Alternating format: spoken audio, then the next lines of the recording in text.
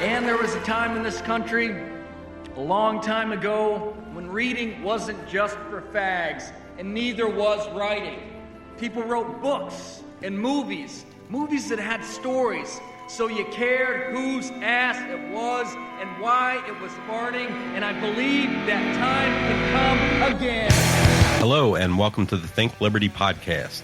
This is episode 80, and this is Matt McGowan sitting in for Caitlin Cloven. This week, we're joined by Brandon Phinney.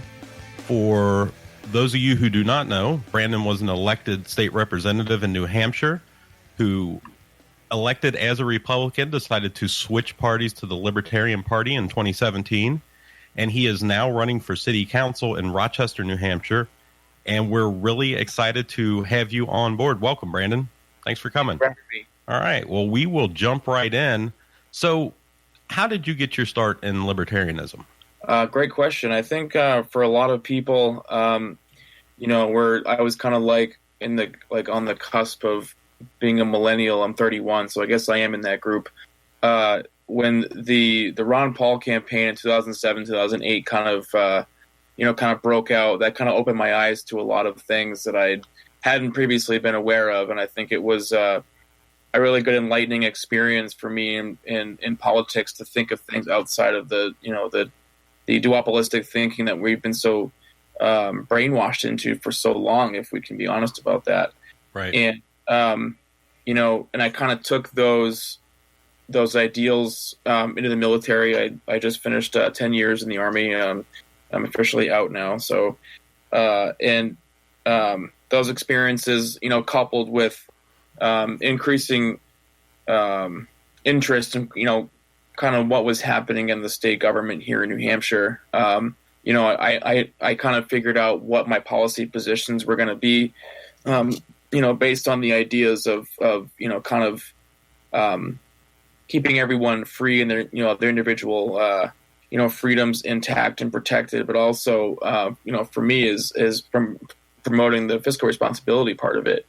And, I started to read some more books and, kind of get more, acquainted with a lot of the philosophy behind the politics of it, and that's kind of where I'm at today. Is just continuously studying these ideas, and I don't think that I could be asleep anymore. It's just I'm too aware of not just because I've dealt with policy and I've gotten laws changed in this state, but just I'm too aware of how these government bodies operate, where trying to go back into that system, I think, would just be antithetical to kind of what I stand for as a person, not just in politics, but as a person. I can't like turn my back on something that I say is corrupt and holds too much power over the rest of us, and then say, well, I'm going to go get involved in that system, to get elected to office, and then not do anything to change things. And when I first, kind of got started in running for office, there was no third party option in this state. We didn't have ballot access. And then LP&H didn't even really get started again until 2016. So it was like they were dormant for so long. And then they were active again, thanks to our former chair, Darryl Perry. He did a lot of great work, kind of getting everything, off the ground, and once things were kind of steady, he kind of stepped aside and let other people take the reins from him. But when LP&H got ballot access, that kind of opened my options a little bit to kind of what I wanted to do in the future. But it wasn't until we started arguing about the budget, for the state that I kind of came to realization that it doesn't matter what party is in power. It doesn't matter what party is on what side of the aisle. They're both trying to do the same exact thing, but just with their stamp on it. And so I became pretty frustrated with, the politics of trying to pass a $12 billion spending spree for the state. And people just don't bat an eye at that anymore. And, to me, that was very alarming. So that was kind of when I was like, I think if we're going to, walk the walk and talk the talk, then we need to actually show that. And I didn't think that the GOP was doing that. So that's why I switched parties. Right on. Now, you mentioned earlier that you have been in the Army 10 years. And I was in the Army in the early 90s, and I often credit it towards starting me down the path to libertarianism.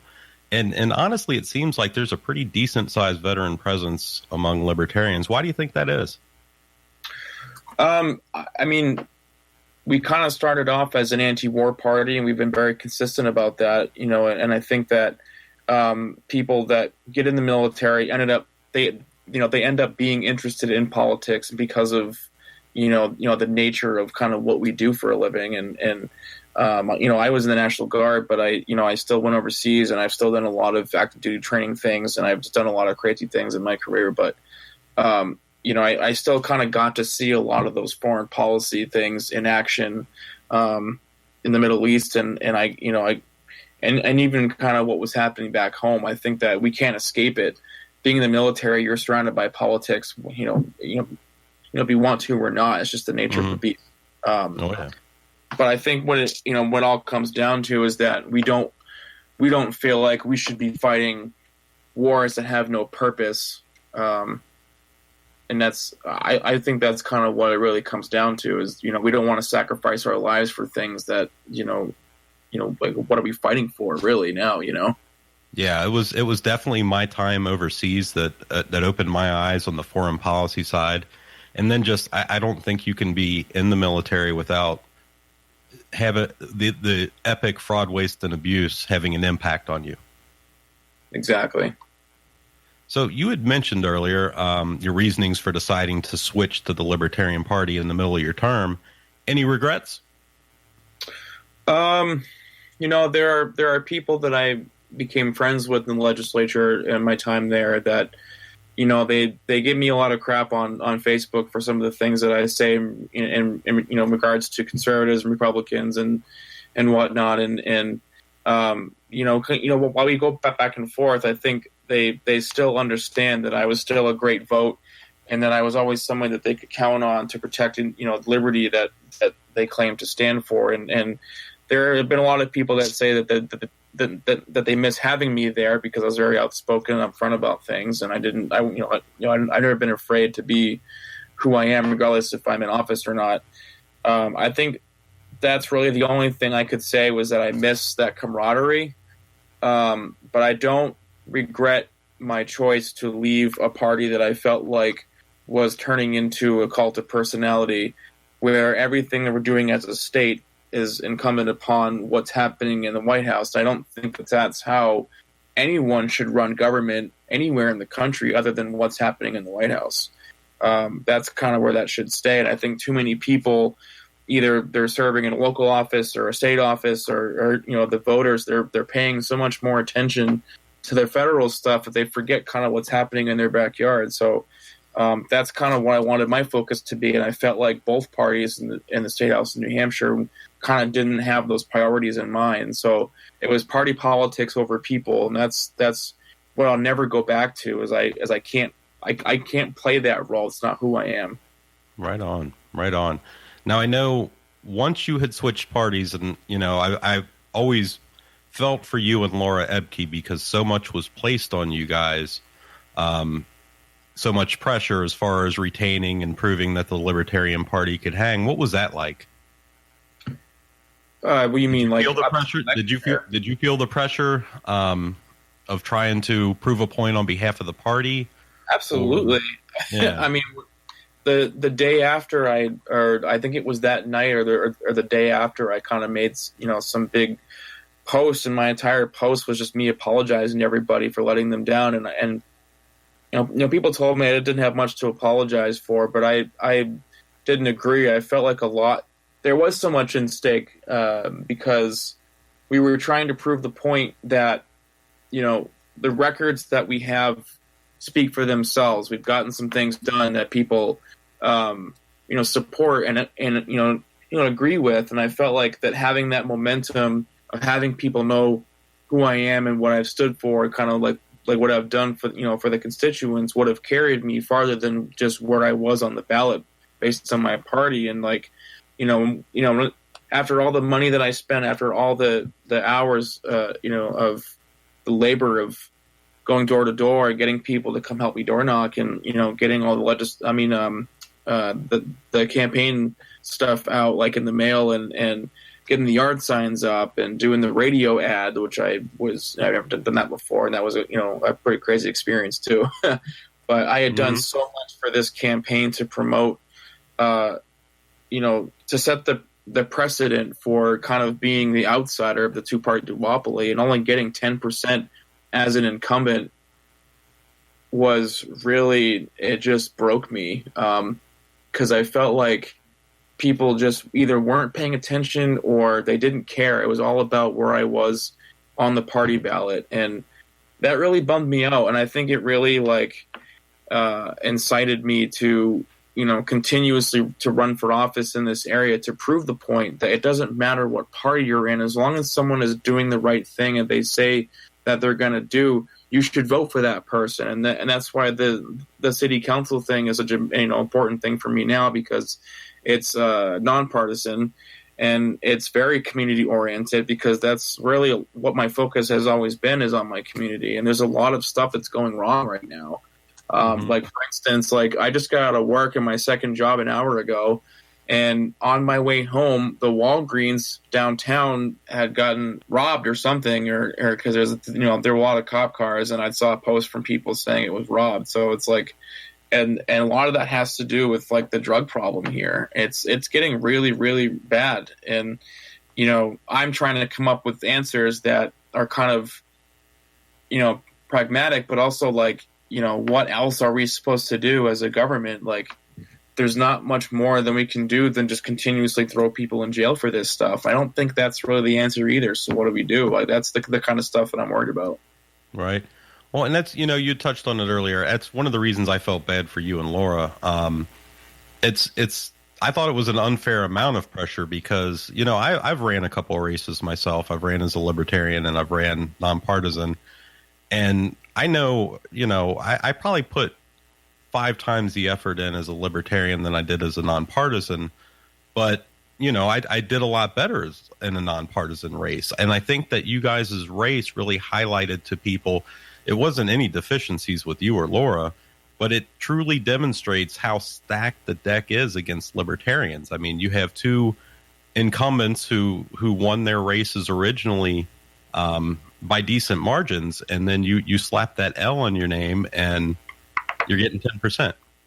Right. And and to me, it wasn't just proving to the voters that an L can get elected to office, but it was also to the rest of the party to gain the validity in a lot of people's eyes, because there were so many people expecting us to fail, and I wanted to prove them wrong so badly, to show that as long as you're focusing on policy, not about the party politics of it, then we should make an impact. And I thought that we were going to make a lot more of an impact, and so that election really hurt.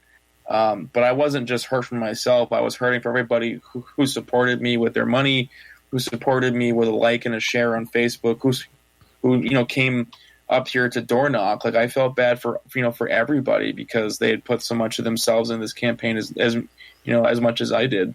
Mm-hmm. I had people come to my house and sleep on my couch overnight, and then get out the next day and go hit some more doors. That is dedication and commitment, and I'm very grateful for all the support that I've gotten the last couple of years. That's awesome. Now, had things turned out differently, do you think that there would have been others in elected positions, both inside New Hampshire and outside, who might have been emboldened to make that switch? Do you think there's a large percentage of folks like you and me out there that don't feel at home in the Republican Party or the Democratic Party who are itching to make that switch but are afraid to? I would say so, but I wouldn't say that anybody that's currently holding a public office would be incentivized to switch only because they know that they can still get elected. And that's kind of a bummer, because I know that there are so many people, here in New Hampshire, especially in the legislature, that do hold a lot of small L principles that would fit well into our party, but because they see how our party is, being operated and we're still a sizable influence up here, but we're still small in number. I want people to see that we can still get elected to things, and we do actually. We have people that have gotten elected to budget committees, people that actually are on town councils in New Hampshire that are in LPNH, and there's just a lot. There's just a lot more that I wish that I could have done to get people interested in the party, like as I was in office and as I was campaigning. I mean, it's still pretty frustrating, but honestly, like I'm trying not to live in the past anymore because I've grieved it and I moved on. And on the first of the year, I announced my new campaign, so I was like, I'm ready to get back out there and not let that loss, hinder me from doing good things in the future. So. Right on. I don't want to focus on 2018 anymore. You know what I'm saying? Absolutely. Well, hey, looking to the future, people like yourself who are currently active in the Republican and Democratic Party, what do you feel is the best way, not only for the Libertarian Party, but for activists to go about recruiting these folks? What's the best way for us to bring them in? I think that the messaging of the party is getting better. I would say on a local, tier where there are a lot of people that are focusing on policy. Like, off the top of my head, you have the Larry Sharps of the world, of course. But, the Chrissy Witches out, I'm in Ohio, who's done a lot, for cannabis reform out there. And I'm very proud of the work that she's able to do in her community by promoting, where we stand on policy issues. And I think that's what we need to be focusing on, is not so much the hyper partisanship and, the nationalism of the White House, but focusing on, where does the party stand on promoting a certain policy position that is either going to reduce the size, scope, and influence of government in our personal lives and in our pocket, and what does that set for the future? There are so many people that are stuck in the real world where you're worried about how you're going to pay for groceries that week, or you're worried about that part-time job that's barely paying any of your bills. And those people don't give a shit, if I can say, about, what F.A. Hayek said in 19 whatever. Like, people don't care about, about that stuff. Like, I do, because we're all nerds. Whatever, but but I'm saying that, like, as someone that's trying to change the the mindset of the voter, to get them interested in our candidates, we can't just be focusing on party this and party that. No, it's policy, and that is I'm going to keep hammering that word as much as possible, because I think that we're getting off the boat when it comes to promoting the party. Is that we're so concerned about, we're going to pull people's interest here because we're going to make fun of Trump today, or we're going to get people's interest here because we're going to post something about sex work. And like, that stuff is cool, great, but at the same time, like, what are you doing in your state or like in your community to promote like bad zoning ordinances, or what are you doing in your community to get people to stop trying to raise the age to buy tobacco to 21, like what's happening in New Hampshire? Like, that stuff matters, and people need to focus on the shit that matters. Right on. You bring up a great example. I'm here in Ohio, and I've had the good fortune to work with Chrissy Witches on quite a few things. And, man, she sets the example, and she has brought a lot of people into the movement doing just what you talk about.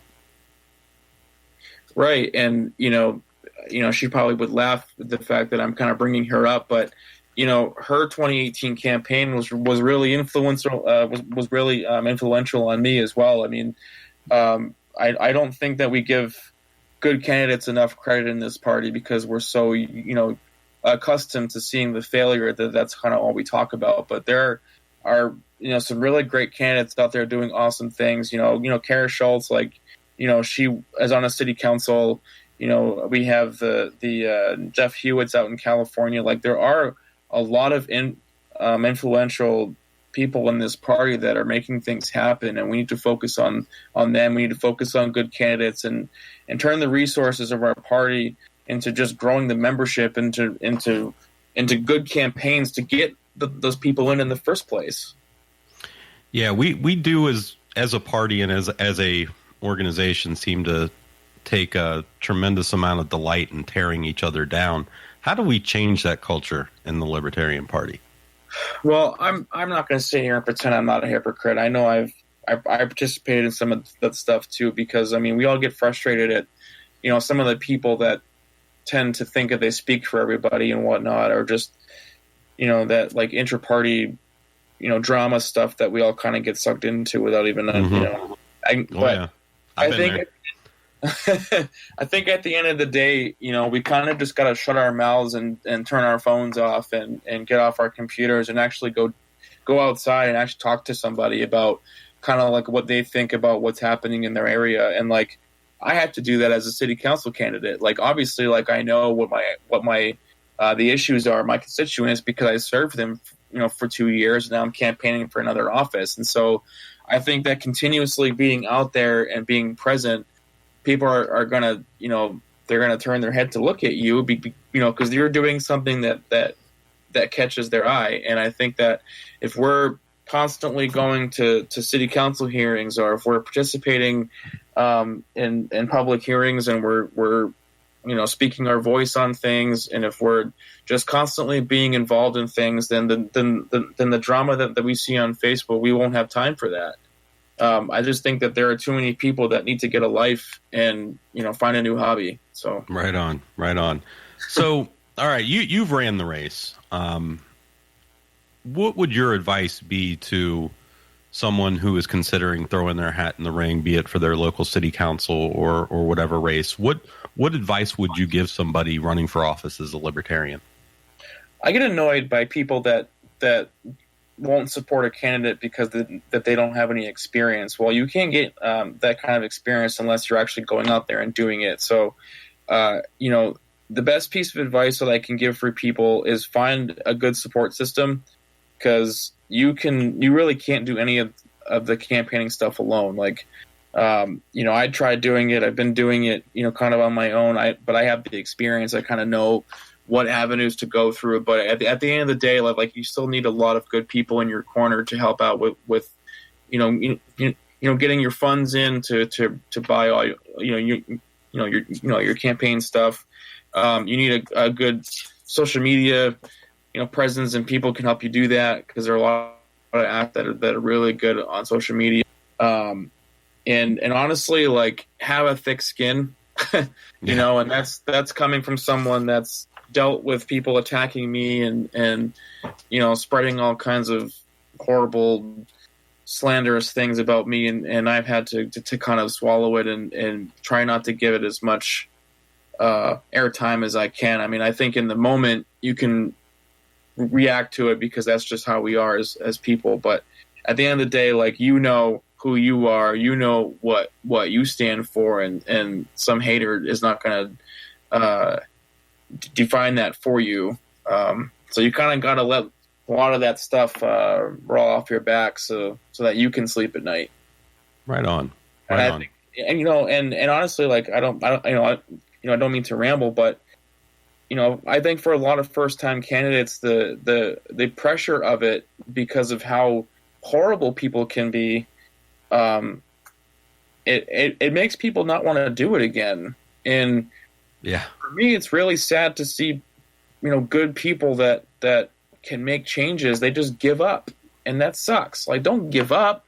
You've got to keep trying, because if you're not going to do it, then someone shittier than you is going to try doing it, and then screw the whole damn thing up. Right on. So, like, I want people to focus on the things that matter. Focus on your policy positions and how you're going to best get the message out to those people. Don't worry about the bullshit on the internet. Go outside and go talk to somebody. That's the best thing that I could say about it. Amen. Do you feel the national and state parties could be doing more to help candidates? Absolutely. And honestly, like, I'm not going to put stuff out there and to keep fueling the fire for 2018. But I know I had support from national for my campaign, but I didn't feel like they made the incumbents as much of a focus as they should have. And I'm not the only one that kind of shares that thought. I have friends on the LNC that kind of said the same thing. Like, why aren't we doing anything for Phinney and Dyer and Ebke? And it wasn't even really about the money part of it. It was just like, we could just use some bodies up here. Like, I could use a team of 3 to 5 people to help me hit doors and talk to people. Like, I cannot hit 6,000 people in that short amount of time. And it was really frustrating to not really get a lot of that. And a lot of people were focused on, they were focusing on Senate, candidates and congressional candidates. Like, if you can't even win a city council race, what makes you think you're going to get like anywhere with, Congress? Like, you've got to start small before you can go big. And I feel like people are just focusing on the big, shiny fish in the sea instead of the little, shrimp that's trying to, survive.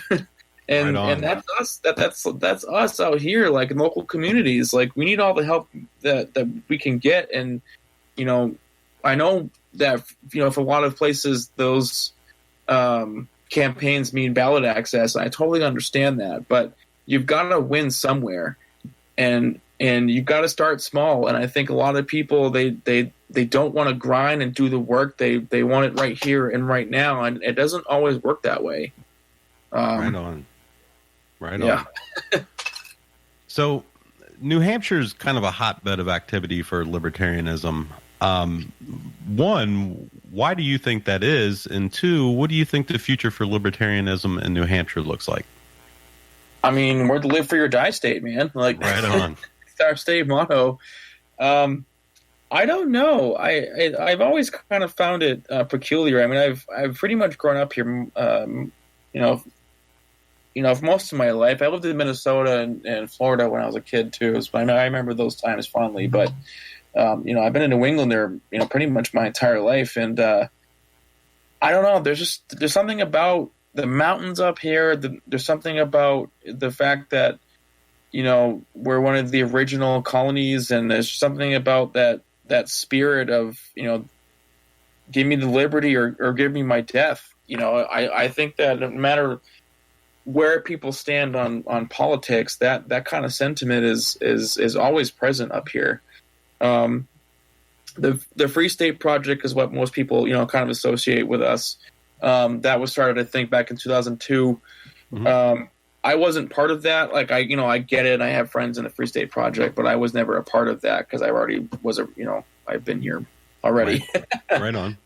But I think that a lot of people that have moved here because of that project have had influences in politics because they've run for office, and there are a lot of Free State Project people that are in the two-party duopoly that have tried to promote those ideals. But my main contention with them is that they talk about the small L principles, but they're not willing to work with the actual LP to like get those kind of candidates elected that would be a lot more consistent in their policy positions and their principles.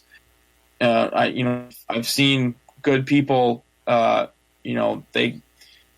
don't want to use the term sell out, but they have to make compromises for things to work. And I don't think that always benefits the people, fortunately. Right. But I get that's kind of the nature of the beast in the system. It doesn't matter what state you're in. There's always some type of control over our system. And sometimes you have to kind of play the game. And that was one of the hardest parts about me, was that I was always too upfront and honest about things to play the game. And, I kind of got criticized for, quote unquote, playing my hand too early. But at the same point, like, if I can't be honest with somebody that I don't agree with, then why bother? Like, why?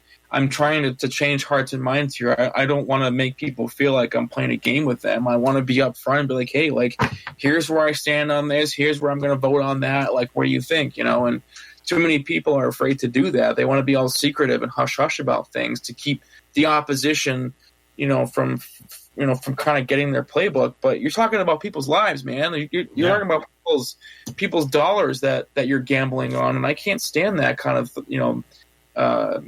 mentality or thought process. Right on. So you're running for city council in Rochester, which yes. I'm very glad that you're running again, and I know a lot of people are very excited to hear that you're running again. You've accomplished some amazing things while in office before. What's your platform for city council, And what plans or initiatives do you plan to put forward if elected? Great question. I'm actually still kind of, fine tuning a lot of that, and I've kind of been gauging what the issues are for the voters by promoting a lot of the stuff that I post on my campaign page in the local groups. And I've been kind of experimenting a little bit in the last few months with a lot of that to kind of see where people stand on things. And kind of what I'm gathering is we have a lot of schools in this city, and part of the problem is that there seems to be a constant need to be giving the school system tons of money. But now it's coming out because last June, I believe, they overrode the tax cap to give over $1 million to the school system, and come to find out that they have a few $100,000 surplus that they don't know what to do with now. And I've been calling for that money to come back to the taxpayers to offset the property tax increase that's happening now. So that kind of stuff is super frustrating. Right. I've talked about school consolidation, actually, and if that money was to still exist in the next year or two, I don't see why we couldn't promote companies coming in to put bids on building bigger buildings to I guess consolidate the smaller schools that may not be getting as much attention or funding or staff and whatnot. Take all the same staff, take all the same expenditures, but consolidate some of the schools into one area, and we even could cut the fat if we needed to make that work. But I think a lot of the schools are aging. School building aid is always an ongoing issue in the state. It's not just for Rochester, but it's statewide too. Like they're not getting the money to revamp the school buildings, and so that's a big problem that I think would take a lot more than a year or two for me to accomplish. But I think it's a good springboard into talking about how we can kind of make the schools stay within their means, and that's I definitely aim to promote that. We have an overzealous code enforcement here.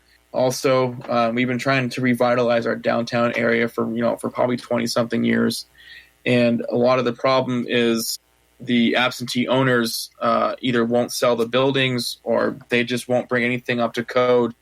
And so anybody that tries to move in to start a new place of business ends up getting shut down because they can't afford to bring the building up to code, and they're not even the owner. I've seen code enforcement kind of run people out of town for that stuff too. So just frustrating things like that. We also had somebody leave because the city implemented a CBD ban on food additives, which kind of was played on by the media by trying to say that all CBD products were banned, but that's not, because it's legalized. But to me, it was the issue of a business that was offering a product that you could buy if you wanted to or not. You weren't being forced to. It was in coffee, it's not harmful. It's not it's not going to do anything to you except maybe stimulate you a little bit and maybe alleviate some back pains or anxieties and whatnot that right. We all cannabis products do, and that was kind of a big deal. I had talked to people from public health and trying to figure out what state law that they were enforcing that they could have the power to do that, and so that's kind of an ongoing battle as well. So just trying to keep the city to be fiscally responsible, so that way we're not constantly seeing property tax increases. I want to look at the schools, but I also want to be more involved in a lot of the committees, like Public Works, for instance, and try to build a relationship with local police department as well to try to address a lot of the homeless and the attic issue that we do have here. So that's kind of where I'm at the moment. There's not a whole lot that city council really can do other than voting on certain things, but a lot of that has to do with the individual committees promoting certain policies and ordinances and whatnot. So It's just my goal to kind of get in there, learn the process of how the city operates, not just the state, but how the city operates, and then try to see where I can make changes, through multiple avenues. Right on. So, the Libertarian Secular Caucus. Tell us about that. Why did you start it, and what do you feel it brings to the party? Oh, I wasn't expecting this question. Last year at the National Convention, I became friendly with the Secular Coalition for America. They had been at the LPNH State Convention that prior April. That's kind of where I met them. They're more interested in kind of expanding their partisan policy base, I guess. And so they were interested in a lot of our state conventions, going around trying to gather information and kind of seeing where they can get our ideas implemented in their policy handbooks and whatnot. So they ended up going to National Convention, and I had the idea of starting a secular caucus because, to me, I don't see why we couldn't use the Libertarian Party platform and our principles to obviously, change public policy, but also to remind the country that we're not a Christian country. We're not we're not a religious, theocracy in any way. And I see a lot of the separation of church and state being breached constantly, where it does infringe on individual, the liberties and that all comes down to a lot of free speech issues. We obviously should respect the establishment of religion, but I don't think that we should have religions influence government. I don't think that we should have religions influencing our government schools, where they're only promoting certain religious doctrines or beliefs onto children that don't really have the ability to question it because they're not being encouraged to. Right. I think a lot of that stuff should remain private, and I also don't want to see religious statues and monuments on public property. Again, it's violating the Establishment Clause of the Constitution, but we're still getting in the weeds of blurring the lines between the secular and the religious, and how much influence that stuff has on government. And I think we all can agree that, like in America, a lot of what our founding principles on people believe was based on Christian principles. Well, some of that may be true in some cases, but in a lot of the private thoughts from some of the founders is that they didn't believe that to be true. There's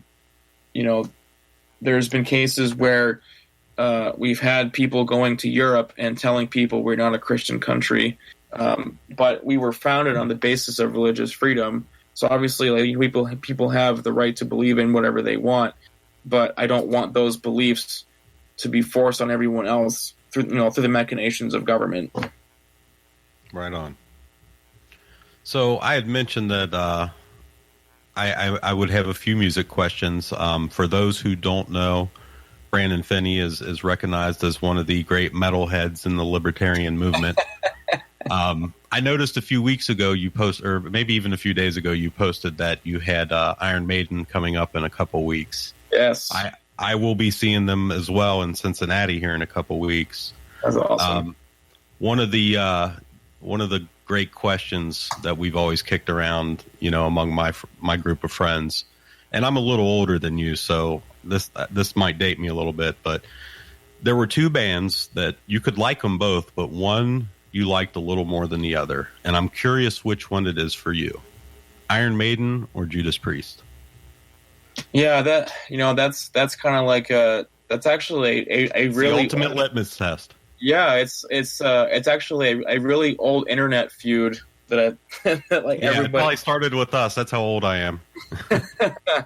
I used to be part of forums way back in the day that you would have these gigantic long threads, people just arguing about which band is better and why. Oh yeah. It's tough because Iron Maiden influences so much, just in so many sub genres. vocally, Bruce is obviously up there with the ultimate king of singers. But to me, Priest is the epitome of what heavy metal is. They had the look, they had the sound, they had the lyrics, and they've had the consistency. I would argue that they haven't really released a terrible album. To me, Iron Maiden has released a terrible album in the mid 90s, and I know I might get some flack for that because some people like the Virtual 11 stuff or whatever it was called. But I tried to listen to the Blaze Bayley stuff and couldn't do it. I couldn't get past it. But the Paul Di'Anno stuff. Ripper Owens was definitely better than Blaze Bayley as far as the fill-ins there. Absolutely, and I met him actually last year when I saw him touring with Dio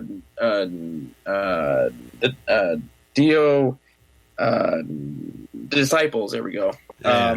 It was the rest of his band with him singing all the songs, and he's like he's a wicked cool dude. But yeah, to answer your question, sorry, getting off on a tangent here. I have to say, Priest.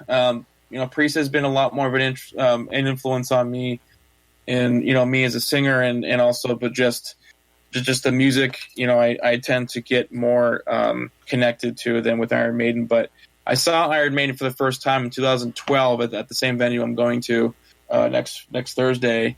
Holy crap! It's next Thursday. Freaking Alice Cooper opened that show.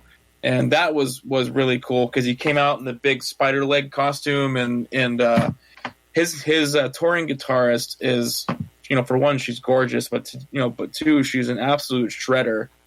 So everything was awesome that night, and I fully expect an amazing show next Thursday. I've got a few more shows I'm going to. I'm actually taking my mom is actually the reason why I like the heavy stuff, but that next Friday, August 9th, I'm taking her to go see her favorite band of all time, and Alice in Chains. Awesome. So we're going to see that. I'd like to see Neurosis. I'm going to try to go see Knotfest with Slipknot, Gojira, and Behemoth at the end of the month, but it's a weekday, so I'm not sure. Right on. Have you caught Slayer on this final tour? I've seen Slayer on the Mayhem tour with who else played the Motorhead and Slipknot, actually. I haven't seen them on the Farewell tour because, I don't know, man, they're like in their 50s and they're tired, and dude, it's awesome. That's awesome. I saw it last year. It was like 1990 all over again. Really? Yeah. All right, so one more. Okay. One more with two parts. All right. Greatest guitarist of all time and greatest of your generation. Unless they're both the same, then it's only one question. See, I'm a drummer, so that's going to be tough. All right, we can go with drummer.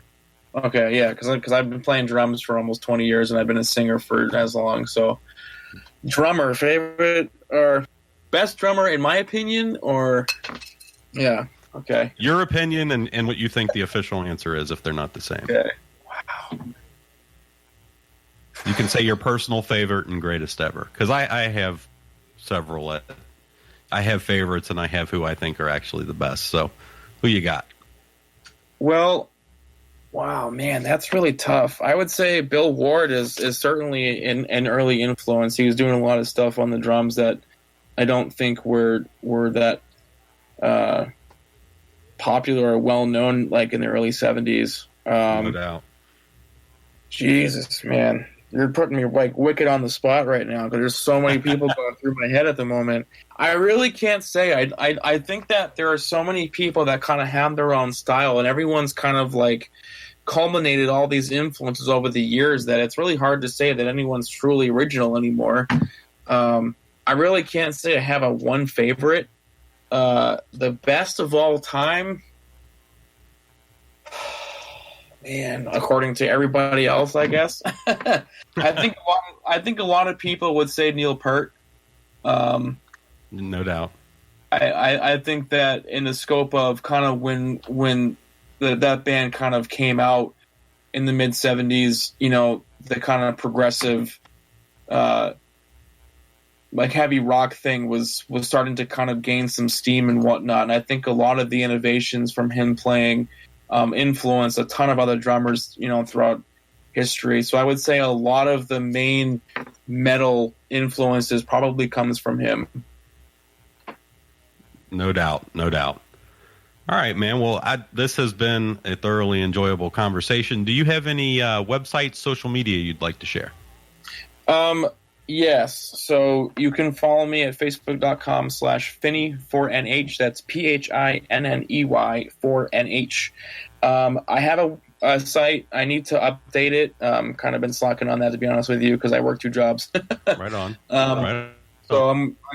So what that's set up right now was for my re-election campaign. And I just heard back from Antidote today for my donation link. I just need to verify my account again, and I can start getting some donations from that. But yeah, for right now, you can follow me on Facebook. I'm trying to kind of keep it to that at the moment, only because a lot of who I'm connecting with the constituents and whatnot are in the local Facebook groups that I kind of post in. So, but if you ever want to talk to me in any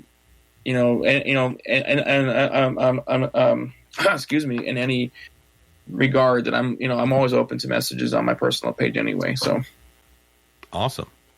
All right. Well, Brandon, thank you so much for coming on tonight, man. It's been a great conversation. Yeah. Thanks for having me, guys. Absolutely. And before we go, be sure to check out Think Liberty on all social media platforms. Just search Think Liberty on Facebook, Instagram, Twitter, and any other platform you use. And check out our website, think-liberty.com. Don't forget to subscribe to the Think Liberty Podcast Network for almost daily uploads of new shows. Leave us a review and tell a friend. And whether you like it or not, we'll probably be back next week.